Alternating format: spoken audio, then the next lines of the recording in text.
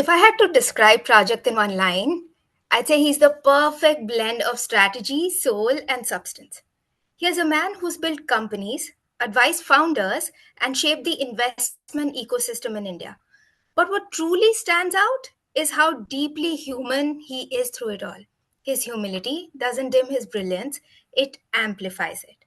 He's the co founder and managing partner of Carrot Capital, a sustainability focused venture capital fund that invests across smart mobility, distribution, and employment, three sectors he believes are deeply intertwined with India's growth story.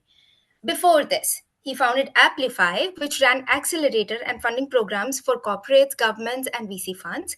He's also played key roles as Asia Director at the Indus Entrepreneurs, or TIE as they call it, and Head of Operations at Indian Angel Network, mentoring and funding hundreds of startups that have shaped India's innovation landscape. Over his 35 years of industry experience, he's worked across advertising, technology, entrepreneurship, and investing. But beyond all those titles, there's a man who calls himself an entrepreneurship evangelist, someone on a mission to inspire and assist 100,000 people to become job creators rather than job seekers.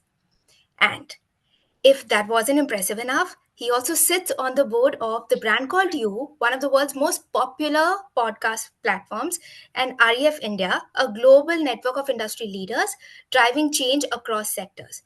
But here's what makes this conversation truly special for me.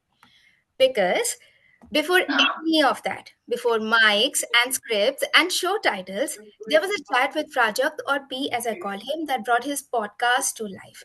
When I was tossing around the idea of starting Unapologetic Me, unsure if it even made sense, he was that calm anchor. He helped me see my skill set, my passion for people, and my love for storytelling, that it just didn't align, they all belong together. So, when I say this episode is personal, I genuinely mean it because for me, it's a full circle sitting across from the person who helped me see my own clarity when I couldn't. So, Project, welcome. Thank you. Thank you very much. This was, perhaps one of the most elegant introductions that I've had. Thoda zyada ho gaya, but this is the kind of introduction that I think my dad would have been very proud of, and my mom would have actually believed it to be all very true. No, I'm glad. And you deserve every single one of it. This is actually true, right? Remember the conversation we had when I was just getting Yeah, around with the idea of podcast. And to this day, when yeah. I'm recording it with you, it's really, really No, no, nice. I do everything that I do with a lot of passion. So I think the things that you mentioned resonate with me. The Yeah. need for developing entrepreneurship, evangelizing entrepreneurship, as I said, I think I mean it from the bottom of my heart, and the reasons, and perhaps we'll explore some of these reasons as we go along. Perfect. Alrighty, so let's get started. So, you've had one of the most diverse journeys from advertising and marketing to founding startups and now leading a venture fund. Take us back. What shaped your early fascination with entrepreneurship? I think I think I was a born entrepreneur in that sense. I'd seen my dad as a businessman. Entrepreneurship wasn't the word that existed then. But I came from a background where a bunch of people in the family were service people, but my dad himself was a businessman, and therefore in the printing business, and therefore I was exposed to concepts of clients, customers, vendors, operating with different people, and I think that somehow perhaps laid the foundation for my entrepreneurial spirit. But I think entrepreneurship is not just about founding a company or starting something. There is something entrepreneurial when I say that. It means about going beyond what is perhaps defined as a realm in which you can operate, taking ownership, taking a certain amount of risk, I would say, but I will qualify that later on. And I think some of these things perhaps in some ways need to be ingrained in the sense people stumble upon entrepreneurship and in future times they become entrepreneurs, Mhm. often driven by a problem statement or something that they see as an opportunity that they can perhaps get into. But in many cases, people who start in their entrepreneurship journey in their 17s, 18, 20, 21. I started as an entrepreneur when I was 14 years old and started a business when I was 17 years old. I think those are the kind of people who perhaps are born entrepreneurs in that sense. True. So I'm going to pick the cue on the fact that you mentioned that you started so early. So tell me, when you started your first business as a teenager, what was that experience like, and what did it teach you, most importantly, about your own ownership style? Yeah, I think the first thing that any kind of business teaches you is to get comfortable with rejection, with comfortable with failures, comfortable with challenges, etc. Now, if I hadn't, I started this printing business when I was about 17 years old. If I hadn't experienced that, then a typical middle class life shields you from all of these experiences that you otherwise would not have been able to experience. Meeting with customers, sometimes challenging situations, sometimes humbling situations, dealing with vendors, not being able to make payments and therefore negotiating with vendors for extended credit periods or asking for credits, dealing with employees or colleagues and other people that you would need to really, bring on board. The ability to, and because I was 17, in many cases, being able to sort of interact and engage with people who are far older than you. I think there's a variety of experiences that entrepreneurship teaches you, and more importantly, what it teaches you are the building blocks of any business. A lot of times, see, one of the things that I tell a lot of early entrepreneurs or people who want to get into entrepreneurship, and when I ask them to explain their business, they Yeah. often end up explaining their product to me. And I keep on telling them that the product is not a business. A business has to be built around that product. And because I ventured into entrepreneurship in the early days, I realized that and that was a printing business, while somebody would give us something to print, we would print it and deliver it to them. That was the product that we were delivering. And of course, there was a process and learnings around that. But managing finances, for example, managing marketing, for example, managing sales, customer relationships, and a whole bunch of other things comes along with delivering that product. And that is what makes a business. Interesting. All right. So, having seen India's startup ecosystem evolve over 2 decades, what moment made you think that this is where I belong? I think, this was perhaps in 2004 when I had taken a sabbatical to run the Asia office of one of the world's largest nonprofits fostering entrepreneurship.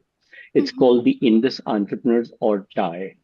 And as the person who was interconnecting the Indian ecosystem with the Thai chapters across the world and helping some of the Thai chapters connect back in India as well, I think that's the time the magic of entrepreneurship versus, say, for example, small businesses, tech-enabled entrepreneurships, people with aspiration, hopes, inspiring stories of people who had done that, the aspirations of people who aspired, to succeed despite a whole bunch of situations not being in their favor, etc. I think that energy that I experienced in meeting with hundreds of entrepreneurs at that point of time truly made me fall in love with this wonderful ecosystem as we call it.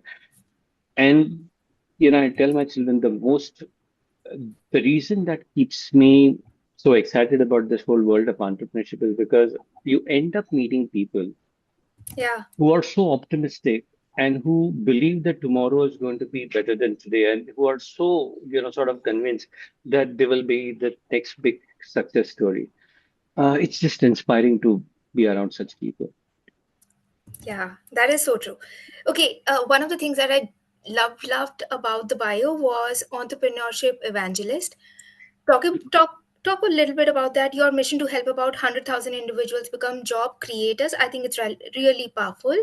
Um, Tell us what inspired you about that goal, and how do you see it unfolding in today's landscape? Yeah, I mean, think of a country like India with such a large geography, such a huge population, such a huge divide between the haves and the have-nots. Yeah, How long will this be socially sustainable? At some point of time, this will create a major, unrest in society. And it's unlikely that millions of jobs, as many as tens of millions of jobs that we need to create every year, can get created if we don't create more job creators. yeah, Especially now, I mean, especially now. while I took this mission about 20 years ago, now if you look at robotics and AI and all of these things taking away large spots of jobs, we need to create more job creators. And by job creators, I don't necessarily mean technology-enabled or technology-led entrepreneurs that will create tens of thousands of jobs. Even somebody starting, say, for example, a handmade shoemaking unit that employs 10 people is an entrepreneur. We may not call them that today because entrepreneurship, sort of when we call somebody an entrepreneur, it has to be technology enabled, innovation led, etc. Yeah. Okay, great. Well, we spoke about Carrot Capital, right? And we touched on three important aspects, which is your focus of sustainability via smart mobility, distribution, and employment. What drew you to these interconnected sectors, and where do you see the growth happening? So there is an underpinning thesis that made us select these three sectors. Of course, it comes from personal experience as well. But our belief is that the India growth story is a real one. Today, we are a 4 trillion economy. In the next, depending on which report you want to believe, anywhere between in the next 8 to 12 years, we will be a 10 trillion economy. It took us 75 years to get to 4 trillion. And it is going to take us anywhere between 8 to 10, 12 years, whatever. Let's take 10 to add 2.5 times that, like to become 2.5 times that, which is like from, you know, now that won't happen with business as usual. What got us here won't take us there. And fundamentally, therefore, the things will need to shift. Now, contextualize it with, say, for example, what's happening at the geopolitical level. Hmm. The world has lost faith on the US being a predominantly, predictable market. Hmm. And there is dangers in just relying on China as a supply destination. So both your large demand center and your large supply center are a little bit screwed in that sense. And therefore, globally, it is practical for most boards and most large companies to look at India both as a demand destination as well as a center for supply and procurement. Now, if India has to benefit from this opportune position that it finds itself in, things will need to be fundamentally different than what they have been. And that is the thesis on which our investment thesis are made. So if you look at the sector, supply chain and distribution, India's growth story cannot be real unless we fix the and optimize our currently inefficient supply chain. We cannot be a reliable, predictable supplier and a source of resources and products for the world if we don't become efficient in our supply chain, which means distribution, which means of simplifying exports, and so on and so forth, including the operational efficiencies of a logistics sector manufacturing. That's one bucket. Secondly, if this entire India growth story has to be equally distributed and socially, sort of distributed across sectors, we need to create millions of jobs, tens of millions of jobs, and therefore employment, employability, skilling, matching the right job opportunities with the right kind of people profile, etc., are the kind of things that we believe will be important ingredient to the India growth story. And of course, all of this needs to be underpinned with sustainability. Now, if you look at, say, for example, supply chain and distribution, logistics is an important component of that. How many of your friends do you know who own electric vehicles? But almost every single logistics person today delivering goods on last mile is using EVs and stuff like that. So therefore, it was a natural, sort of adjacent opportunity for us to really look at, say, for example, electric vehicles and the entire electric ecosystem, battery technologies, recycling, and stuff like that as a part of that. So while it looks like three disconnected sectors, we believe that they're interconnected and they're very intrinsically linked to the overall India growth story. Great. Okay, this was really in detail, which is very helpful. So So now do we you want want me to, did I speak too much? Do you want me uh, No, this is to, perfect because you've okay. given such great detail, talked about the sectors. Now let's talk about people. You work with hundreds of founders. What patterns do you usually see among the ones who make it versus the people who don't? People were, apart from, qualifications, apart from skill sets and all of those are important aspects as well. And I'll talk about some of those. But I think the people who persevere are the ones who have started a business with a purpose, not because, अच्छा इसमें हवा चल रही है, इसमें इसमें आजकल investor पैसे लगा रहा है तो इसमें कुछ करके Hmm. देखते हैं. Because no entrepreneurial journey is going to be a straight line, up. It is always going to be ups and downs. So if you are an opportunistic entrepreneur, where you're saying that because I believe that this sector is doing, great right now, let me go and figure something out in that without really that being a personal calling, you will not have the tenacity to plow through when the going gets tough. You will be okay with going through to the ride is okay. At some point of time, you'll realize that this is tougher than what it takes, and therefore, the a lot of times success is takes a decade. It is. I always say that overnight success is it takes a decade to be an overnight success in that sense. It Hmm. takes time. A lot of times entrepreneurs underestimate the time that look it will take them to get to a level of where that success is.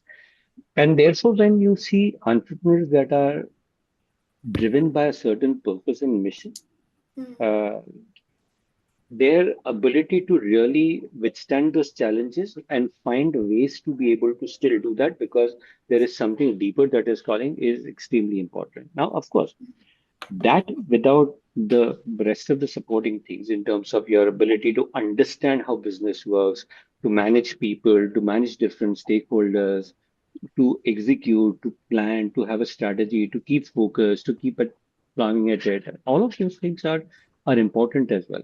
Some of those skills that are required to build a business, like say, for example, some people may not understand finance. I am terrible at math and I don't consider myself a finance specialist, but I need to understand business in numbers, the story of my business in numbers. If I'm not able to tell people or to even understand myself, it's a problem.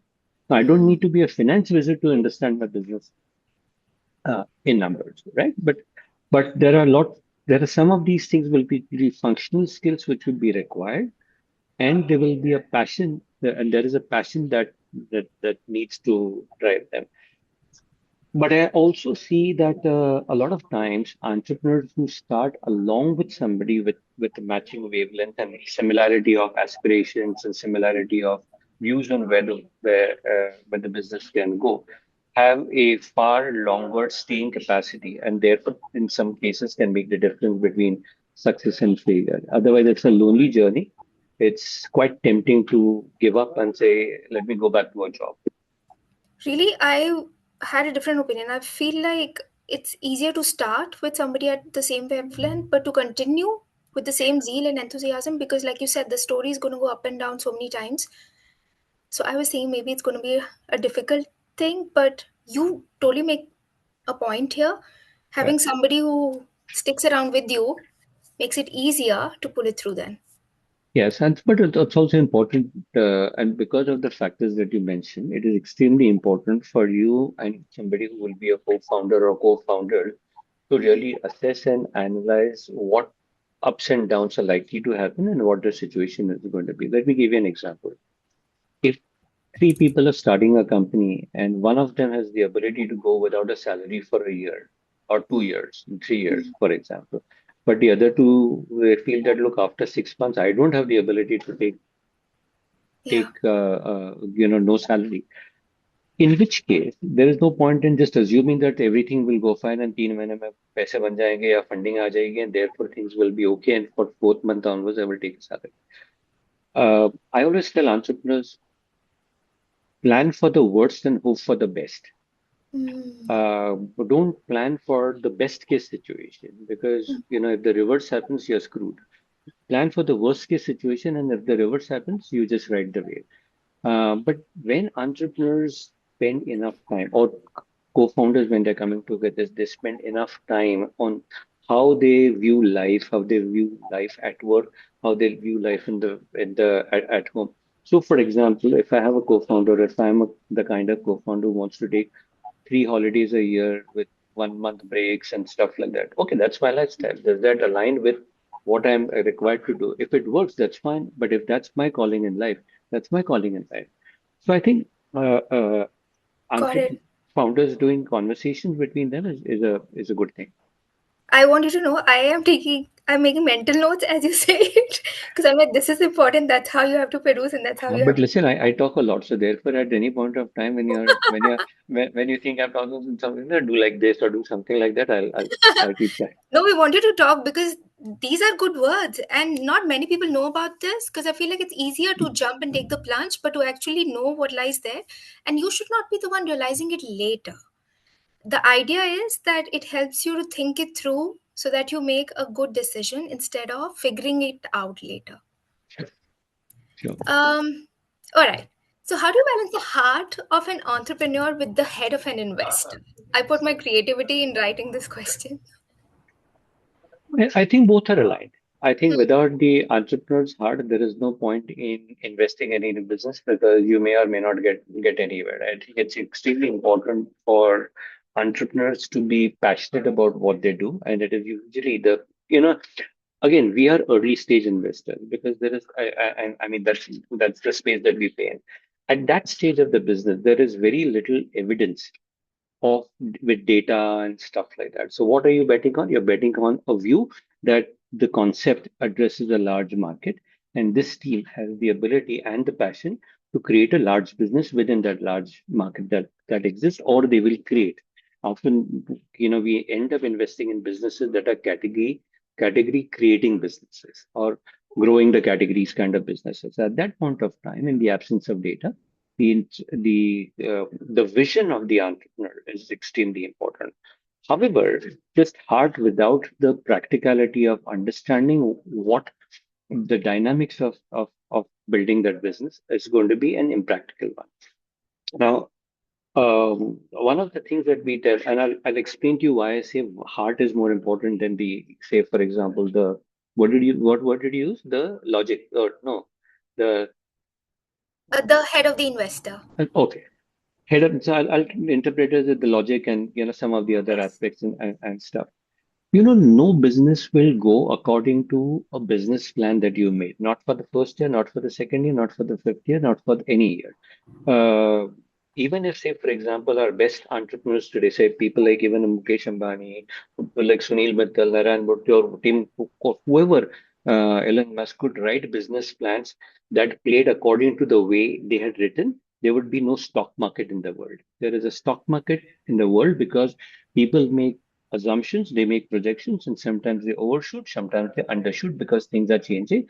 You keep on making the adjustments as you go along. So then, why are Excel sheets and business plans important? It is important because you are agreeing onto a direction in which you will go on, but you also need the ability to have the uh, nimbleness to make adjustments as you see that those projections are not working according to the one that you go. So an entrepreneur does need to have that passion, but they also need to have a little bit of understanding of the dynamics of business. And over a period of time, they both need to be balanced. And I don't think investors go in purely with just logic because that by itself is not going to be sufficient. You need to be equally invested in the concepts that the entrepreneurs are bringing to the table. And these are partnerships. Again, you don't know which businesses will succeed and which will not. And especially if you're entrepreneurs turned investors like me and my fellow partners, you have that much more empathy because even if when the business is going down, you've been through the same path, and while it may not turn out to be a good investment, you know the kind of compassion or support. I want sorry, compassion might be the wrong word. The kind of support, or kind of just support is the right word that entrepreneurs need especially at those times when businesses are not going bad. And there are several examples of businesses going through a terrible phase for a variety of reasons. It could be mistakes, it could be market circumstances, it could be this, that, etc., and stuff like that. And then at some point of time, taking off again. At the same time, we've seen enough businesses going on a great trajectory, and something happens, and the businesses just sort of could go down. So you need to be a partner. So head and heart both important on both sides. Great. All right, so now we're going to delve into the segment of leadership and life lessons. And here's the first question. You've led Hmm. teams, managed networks, and advised organizations like TIE and Indian Angel Network. What's the most underrated skill a leader needs today that people usually don't focus? Stakeholder management. You know, a leader, of course, people management, all of that is fine, but stakeholder management, I said that let me rephrase it. Consensus building is a skill that is extremely important, which means managing people, managing different stakeholders, understanding what their perspective on this is and why that perspective is this. And it is quite possible that different people have different, sort of objectives, and therefore the perspectives are different. And how do you build, therefore, or how do you, despite all of that, are able to move the ball forward is a skill that is extremely important. And why your team, leading your team is a leadership job. I mean, think about it. You're a leader for what? You're a leader of your team, but you're a peer with five other people in the organization that are doing that might be at the same time. So managing your peers, managing your, sort of maybe the people that you report to or the board, etc. And yet at the same time being a leader of the team. Leader doesn't necessarily mean senior or somebody that is giving order. Leaders is somebody that is inspiring for other people to Yeah, follow in your footsteps in that way. So true. consensus building would, I think, would be my first pick of underrated skill. But look. I mean, lessons that you take from life are based on your perspectives and your experiences. I take this lesson because those are my lessons. If you ask five other people, they'll probably give you different views, and all of them will be right. Hmm. All right, P. Tell us that you've been both a founder as well as a mentor. What's the biggest misconception people have about either of the roles? Interesting question. So let me start with the mentor one first. So, Yeah.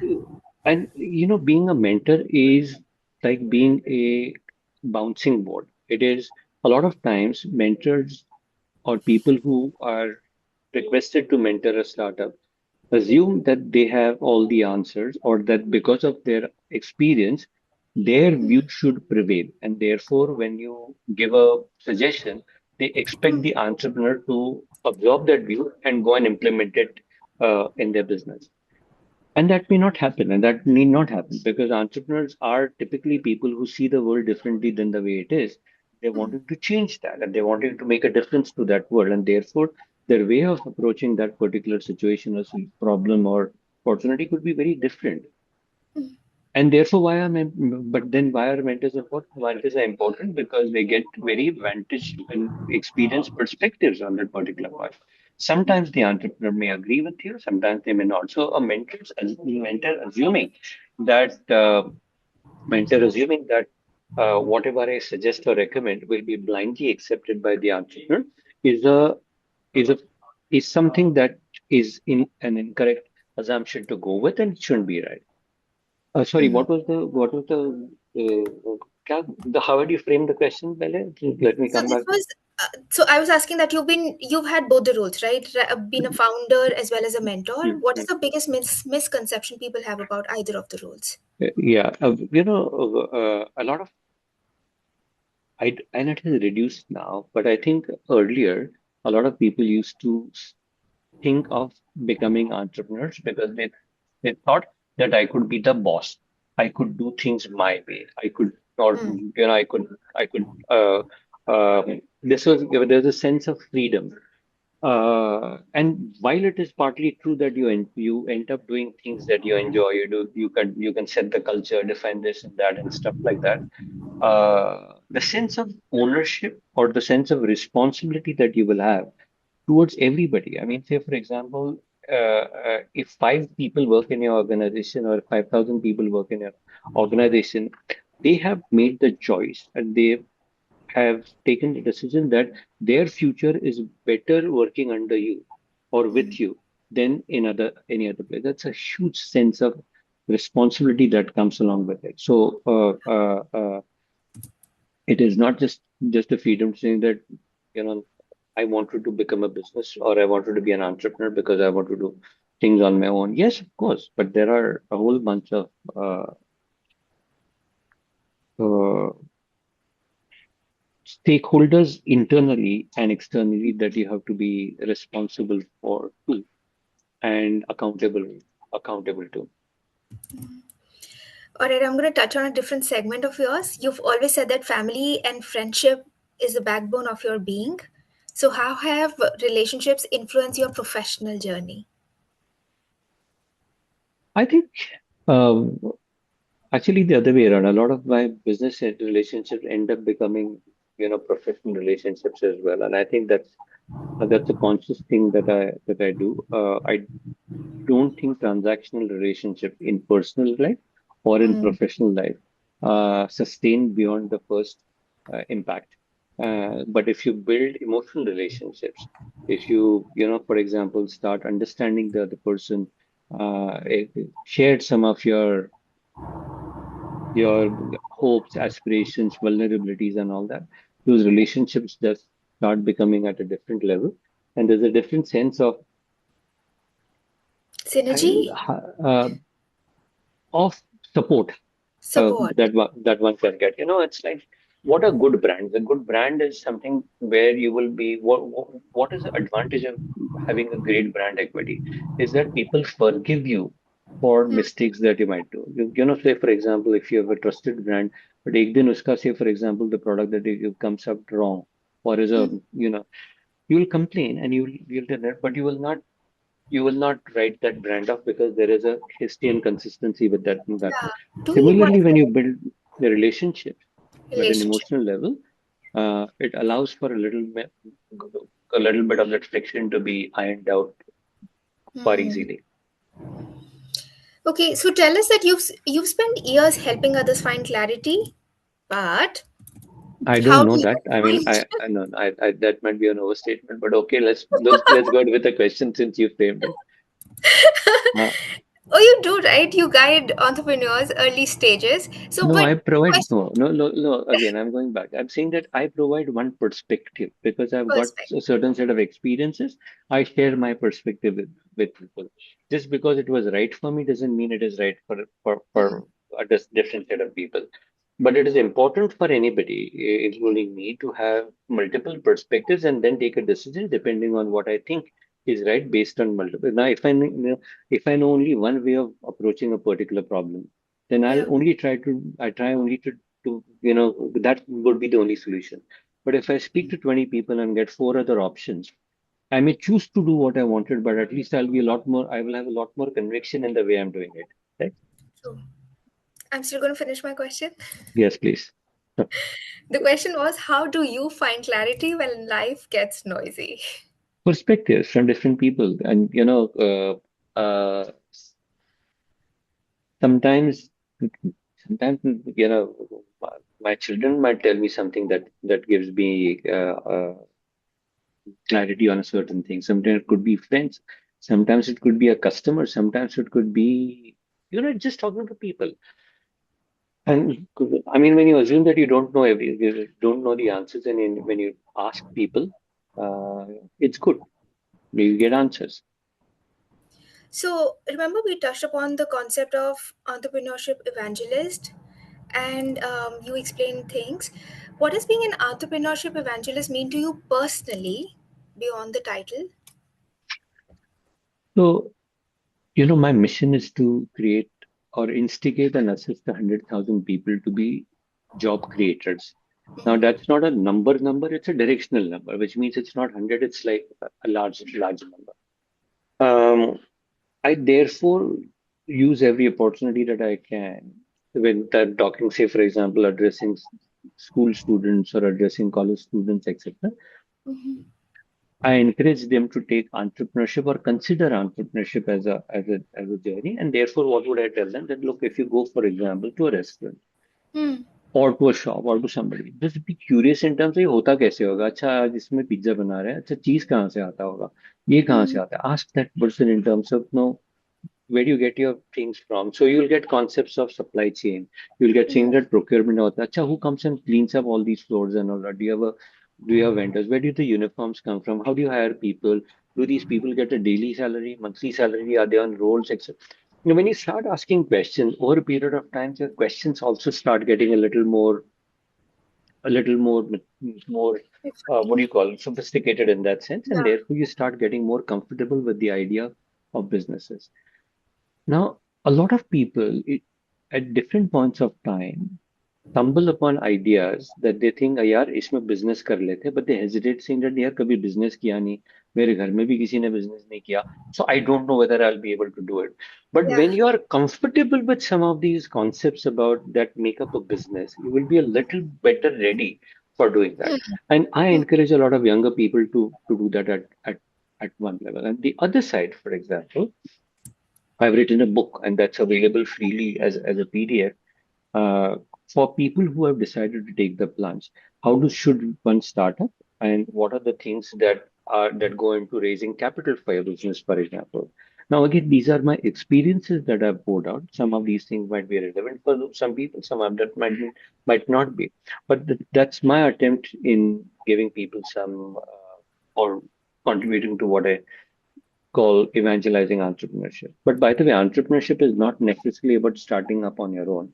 You could be entrepreneurial in the way you work in, say, even in an NGO or even in a job. Entrepreneurialism means, sort of taking up, uh, defining new possibilities, understanding whether there is a tailwind, headwinds around it, and figuring out how to make that work, creating value within them. Now, if you start your own business, you create and capture value for yourself. If you do it, say, for example, in a job, you create and capture value for the organization. Hopefully, some of that gets trickled back to you as well. Okay, great. Well, how do you think today's generation of entrepreneurs is building with the same purpose you started with, or how has that evolved? I, I think a lot more entrepreneurs today are driven by a lot more purpose. And the reason is because that entrepreneurship has become mainstream, at least in India, over the last 10 years, certainly over the last 5 years or so, that a lot of people start thinking about becoming entrepreneurs much earlier on in life. And because it is not about starting tomorrow, they think, yeah, when I'm like, say, for example, a 14-year kid looking at Shark Tank and saying, no, one day I want to be an entrepreneur. He or she knows that it is going to be still 4 or 5 years away when they want to be an entrepreneur. It gives them Mm. enough time to feel things around in the Hit the world, and ground. then say, "Okay, oh, this excites me a little more than that." And therefore, when they are ready for entrepreneurship, there is always a sense of purpose that is already brewing in. Versus, say, for example, suddenly somebody at 35 decides to become an entrepreneur. You see the possibilities around, and then you try to find what might be the best possibility, and that might not be driven by purpose, but by saying, इसमें शायद पैसे ज़्यादा बनेंगे versus, or Hmm. the chances of success here are higher. So I think because more and more younger people are getting used to exposed to concepts of entrepreneurship, the, there is enough time for them to Get a hit clearer upon thought? something that would be about purpose. And that's a good thing, I think. Yeah. All right. When we once spoke about unapologetic me, and you were telling me something that stayed with me, which was about storytelling. So I wanted to touch upon that concept. How do you see storytelling shaping leadership and influence in the business today? Not just today, every time. You have to communicate your story effectively to all stakeholders, whether you're onboarding your co-founder, whether you're onboarding your first employees, whether you're asking a big vendor to supply to you, whether you're going to an investor asking for money, whether you're going to a customer asking for their business. In each of these engagements, you're telling them a story, or you're narrating or you're contextualizing your product. The more you are able to contextualize in a way that is relevant to them, the better the chances of them buying into the concept that you're selling to them. So storytelling I think, has always been and will continue to be a very, very important skill set. And successful entrepreneurs, often you will find them to be great storytellers, not necessarily great Hmm. presenters. Often we we uh, we feel that great storytelling about being confident and presenting your the people who are able to do great presentations. Of course, that is also helpful, but the ability, it could be somebody who's not a great presenter in that sense in a public forum, but somebody who's able to say on a one-on-one, being able to just with so much of passion communicate Hmm. that story that it seems it just inspires the other person. Yeah. What's one life lesson you'd want every aspiring entrepreneur or a dreamer to carry forward? वो दिन नहीं रहे तो ये भी नहीं रहेंगे. This is so good. And this is also because I keep on telling my children about this, that irrespective, I mean, if if you're on a low at this point of time, remember the times that were good. And if you come to a situation which is really at a low, remember that वो दिन नहीं रहे तो ये भी नहीं रहेंगे. But at the same time, if you're on a high, don't celebrate and be happy about it. But don't be complacent and certainly don't be arrogant, because वो दिन नहीं रहे तो ये भी नहीं रहेंगे. Well, I think that not just from business but from life, I've learned that that is always true. All right, we've come to the last question. Finally, what does being unapologetically you means to Prajakt? Be true to who I am, with all my flaws, and I've got a lot of positives, and I understand that I've got a lot of rough edges as well. But that's where the relationship building comes in. When you build relationships with people, which is at a slightly more sort of personal level rather than a transactional one, you can get away with some of the rough edges because they know that the what is underpinning this, even the rough side, is things that they like. Great. So Thank you for your time and sharing such incredible insights. Absolutely loved recording. I have so many mental notes. I hope you enjoyed the thank time. you very much. Yeah, I hope I did. How much time did I take more time than all your other guests? No, this is on point. This is so good. Okay, thank you very much. See you. There's something about the conversations with Prajakt. They leave us feeling lighter, wiser, and oddly calm. Because while most people chase success, he chases significance. He doesn't just invest in startups, he invests in humans, in ideas with a heartbeat, in people trying to build something better than what they inherited. In a world that glorifies noise, Project reminds us that quiet conviction can move mountains, that success is sweeter when it's shared, and that the best kind of leadership begins with kindness. So, this episode for me wasn't just another conversation, it was a reminder of why Unapologetic Me exists. It's about celebrating people who don't just live by titles but by their truths. So here's to P for being the calm in chaos, clarity in confusion, and the reminder that no dream is too wild when it's built with intention. And to everyone listening, may you find your own P, that one person who pushes you closer to your calling. Until next time, stay curious, stay grounded, and stay unapologetically you.